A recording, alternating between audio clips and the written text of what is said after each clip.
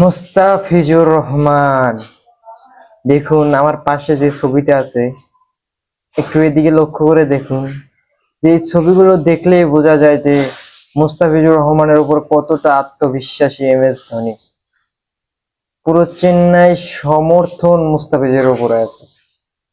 মুস্তাফিজ যতই খারাপ খেলুক না কেন, এমনিতেই এই IPL এ যত রান হইতেছে সেই হিসাবে মুস্তাফিজ অনেক ভালো বল করতেছে। কারণ দেখতেছেন আমরা, হায়দ্রাবাদ 277 করলো, 287 রান করলো, আবার জবাবে 244 হইতেছে, 264 হইতেছে।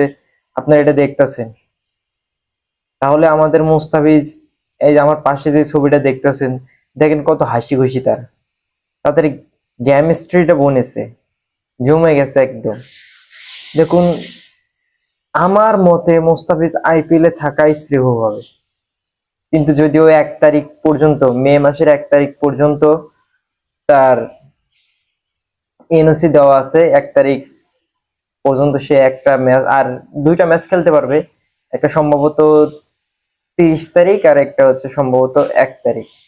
তো এই দুইটা ম্যাচ খেলে তাকে দেশে ফিরে আসতে হবে, বাংলাদেশের ক্যাম্পে আসতে হবে, ওই জায়গায় প্র্যাকটিস করার জন্য, জিম্বাবুয়ের সাথে খেলার প্রস্তুতির জন্য।